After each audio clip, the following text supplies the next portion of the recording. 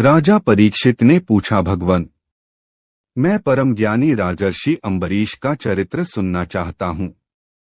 ब्राह्मण ने क्रोधित होकर उन्हें ऐसा दंड दिया जो किसी प्रकार टाला नहीं जा सकता, परंतु वह भी उनका कुछ न बिगाड़ सका।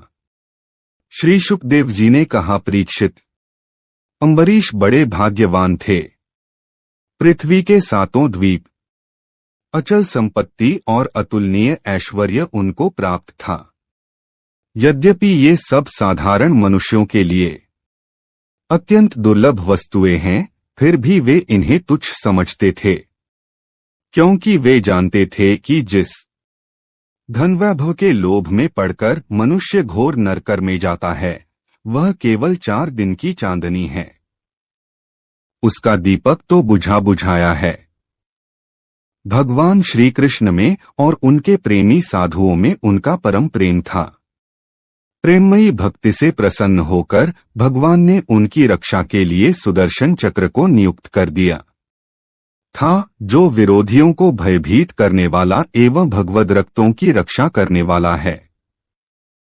राजा अम्बरीश की पत्नी भी उन्हीं के समान धर्मशील, संसार से विरक्त एवं भक्तिपरायण थी। एक बार उन्होंने अपनी पत्नी के साथ भगवान श्री कृष्ण की आराधना करने के लिए 1 वर्ष तक द्वादशी प्रधान एकादशी व्रत करने का नियम ग्रहण किया। व्रत की समाप्ति होने पर कार्तिक महीने में उन्होंने 3 रात का उपवास किया और 1 दिन यमुना जी में स्नान करके मधुवन में भगवान श्री कृष्ण की पूजा की महाभिषेक की प्रकार की सामग्री और संपत्ति द्वारा भगवान का अभिषेक किया और हृदय से तन्मय होकर वस्त्र, आभूषण, चंदन, माला एवं अध्यय आदि के द्वारा उनकी पूजा की। यद्यपि महाभाग्यवान ब्राह्मणों को इस पूजा की कोई आवश्यकता नहीं थी, स्वयं ही उनकी सारी कामनाएं पूर्ण हो चुकी थीं, वे सिद्ध थे, था राजा अम्बरीश ने भक्ति भाव से उनका पूजन किया। उसी समय शाप और वरदान देने में समर्थ स्वयं दुर्वासा जी भी उनके यहाँ अतिथि के रूप में पधारे। राजा अम्बरीश उन्हें देखते ही उठकर खड़े हो गए, आसन देकर बैठाया और विविध सामग्रियों से अतिथि के रूप में आए हुए दुर्वासा जी की पूजा की। उनके चरणों में प्रणाम करके अम्बरीश ने भोजन के लिए प्रार्थना की।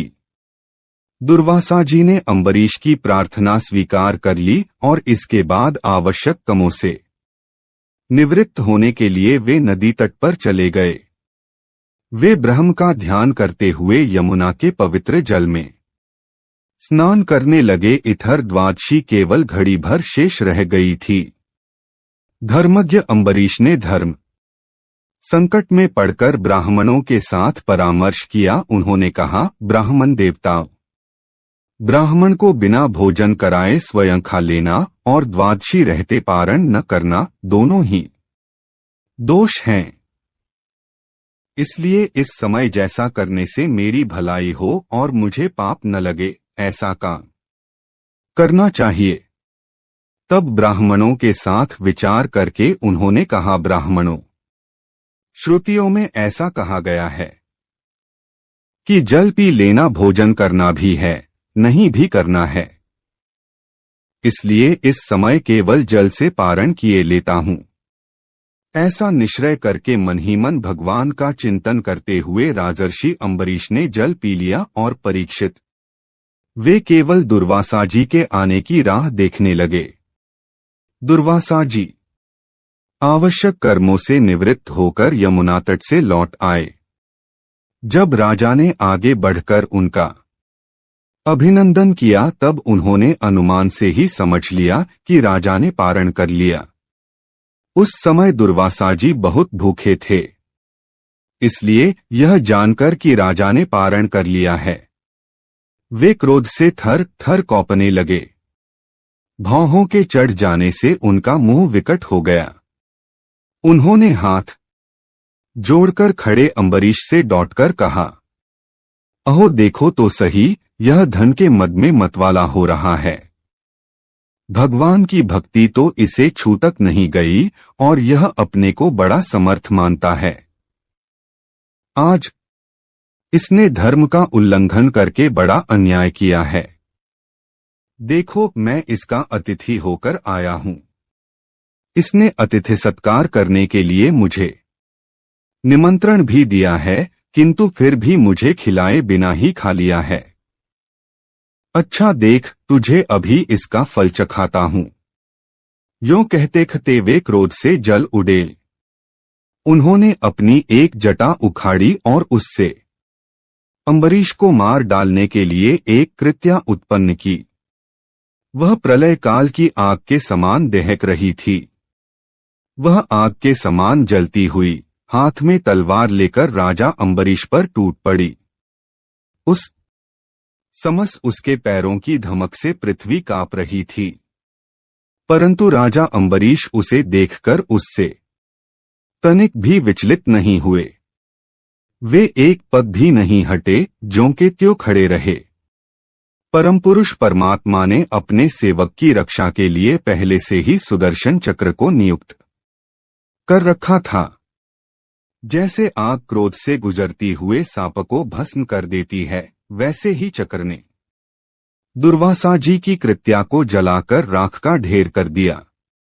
जब दुर्वासा जी ने देखा कि मेरी बनाई हुई कृत्या तो जल रही है और चक्र मेरी ओर आ रहा है, तब वे भयभीत हो अपने प्राण बचाने के लिए एकाएक भाग निकले। जैसे ऊंची ऊंची लपटों वाला दावानल सांप के पीछे दौड़ता है, वैसे ही भगवान का चक्र उनके पीछे पीछे दौड़ने लगा। जब दुर्वासा जी ने देखा कि चक्र तो मेरे पीछे लग गया है, तब सुमेरु पर्वत की गुफा में प्रवेश करने के लिए वे उसी ओर दौड़ पड़े। दुर्वासा जी दिशा, आकाश, पृथ्वी, अतल वितल आदि नीचे के लोक, समुद्र, लोकपाल और उनके द्वारा सुरक्षित लोक एवं स्वर्ग तक में गए, परंतु जहां जहां वे गए वहीं वहीं उन्होंने असहाय तेज वाले सुदर्शन चक्र को अपने पीछे लगा देखा। जब उन्हें कहीं भी कोई रक्षक न मिला, तब तो वे और भी डर गए। अपने लिए ढूंढते हुए वे देवशिरोमणि ब्रह्मा जी के पास गए और बोले, ब्रह्मा जी, आप स्वयंभू हैं। भगवान के इस तेजोमय चक्र से मेरी रक्षा कीजिए। ब्रह्मा जी ने कहा, जब मेरी 2 परार्ध की आयु समाप्त होगी और कालस्वरूप भगवान अपनी यह सृष्टि लीला समेटने लगेंगे और इस जगत को जलाना चाहेंगे, उस समय उनके भूभंग मात्र से यह सारा संसार और मेरा यह लोक भी लीन हो जाएगा। मैं शंकर जी, दक्ष, भूगु आदि प्रजापति, भूतेश्वर, देवेश्वर आदि सब जिनके बनाए नियमों में बंधे हैं तथा जिनकी आज्ञा शिरोधार्य करके हम लोग संसार का हित करते हैं, उनके भक्त के द्रोही को बचाने के लिए हम समर्थ नहीं हैं।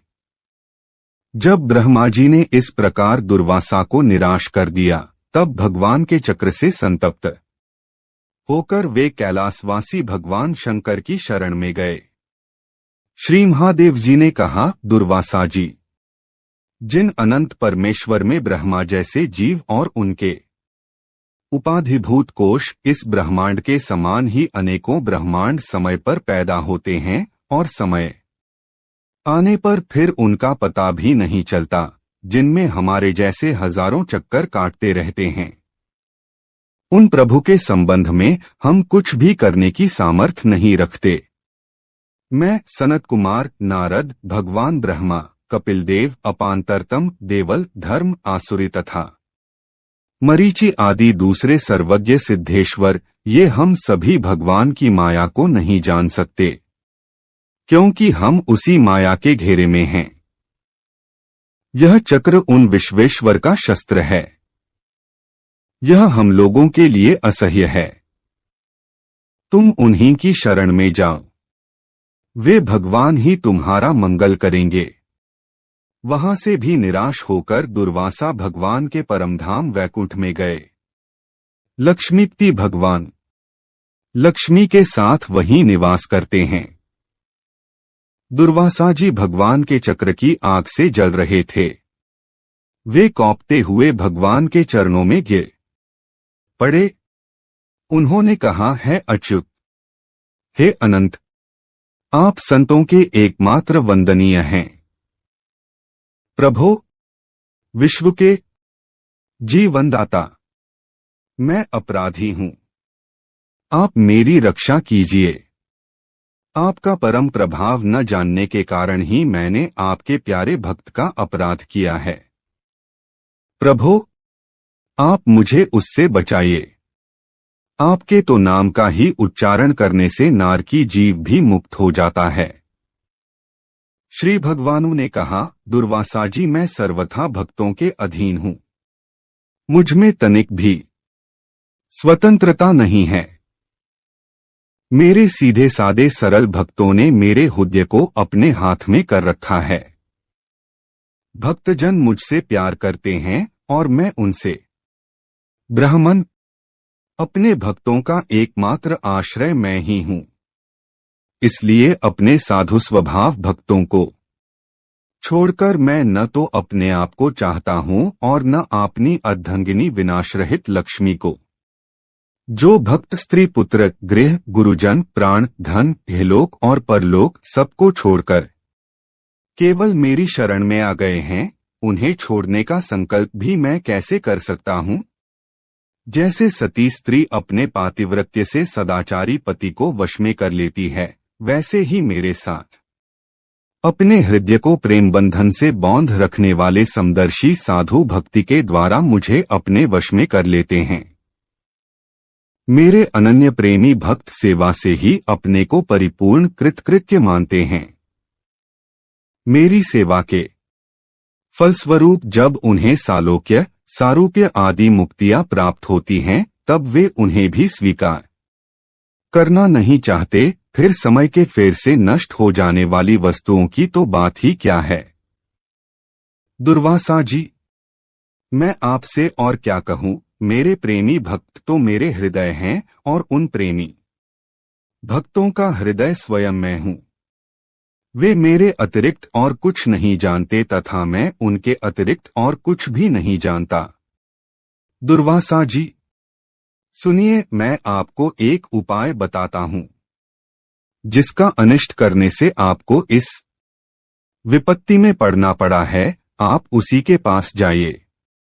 निरपराध साधुओं के अनिष्ट की चेष्टा से अनिष्ट करने वाले का ही अमंगल होता है। इसमें संदेह नहीं कि ब्राह्मणों के लिए तपस्या और विद्या परम कल्याण के साधन हैं, परंतु यदि ब्राह्मण उद्दंड और अन्यायी हो जाए तो वे ही दोनों उल्टा फल देने लगते हैं। दुर्वासा जी, आपका कल्याण हो। आप नाभागंदन परम भाग्यशाली राजा अम्बरीश के पास जाइए और उनसे क्षमा मांगिए, तब आपको शांति मिलेगी। श्री शुकदेव जी कहते हैं, परीक्षित, जब भगवान ने इस प्रकार आज्ञा दी तब सुदर्शन चक्र की ज्वाला से जलते हुए दुर्वासा लौटकर राजा अम्बरीश के पास आए और उन्होंने अत्यंत दुखी होकर राजा के पैर पकड़ लिए। दुर्वासा जी के चरण पकड़ने से लज्जित होकर राजा अम्बरीश भगवान के चक्र की स्तुति करने लगे। उस समय उनका हृदय दयावश अत्यंत पीड़ित हो रहा था। श्री शुकदेव जी कहते हैं, जब राजा अम्बरीश ने दुर्वासा जी को सब ओर से जलाने वाले भगवान के सुदर्शन चक्र की स्तुति की, तब उनकी प्रार्थना से चक्र शांत हो गया। जब दुर्वासा चक्र की आग से मुक्त हो गए और उनका चित्त स्वस्थ हो गया, तब वे राजा अम्बरीश को अनेकानेक उत्तम आशीर्वाद देते हुए उनकी प्रशंसा करने लगे। दुर्वासा जी ने कहा, धन्य है, आज मैंने भगवान के प्रेमी भक्तों का महत्व देखा। राजन, मैंने अपराध किया, फिर भी आप मेरे लिए मंगल कामना ही कर रहे हैं। जिन्होंने भक्त वत्सल भगवान श्रीहरि के चरण कमलों को दृढ़ प्रेम भाव से पकड़ लिया है, उन साधु पुरुषों के लिए क्या कार्य कठिन है। जिनका हृदय उदार है, जिनके मंगलमय नामों के श्रवण मात्र से जी निर्मल हो जाता है, उन्हीं तीर्थपाद भगवान के चरण कमलों के जो दास हैं, उनके लिए कौन सा कर्तव्य शेष रह जाता है। महाराज अम्बरीश, आपका हृदय करुणाभाव से परिपूर्ण है। आपने मेरे ऊपर महान अनुग्रह किया। अहो, आपने मेरे अपराध को भुलाकर मेरे प्राणों की रक्षा की है। अम्बरीश, आप भगवान के परम प्रेमी भक्त हैं। आपके दर्शन, स्पर्श, बातचीत और मन को भगवान की ओर प्रवृत्त करने वाले आतिथ्य से मैं अत्यंत प्रसन्न और अनुग्रहित हुआ हूँ। स्वर्ग की देवांगनाएं बार बार आपके इस उज्ज्वल चरित्र का गान करेंगी। यह पृथ्वी भी आपकी परम पुण्यमयी कीर्ति का संकीर्तन करती रहेगी। श्री शुकदेव जी कहते हैं, दुर्वासा जी ने बहुत ही संतुष्ट होकर राजा अम्बरीश के गुणों की प्रशंसा की और उसके बाद उनसे अनुमति लेकर आकाशमार्ग से उस ब्रह्मलोक की यात्रा की, जो केवल निष्काम कर्म से ही प्राप्त होता है।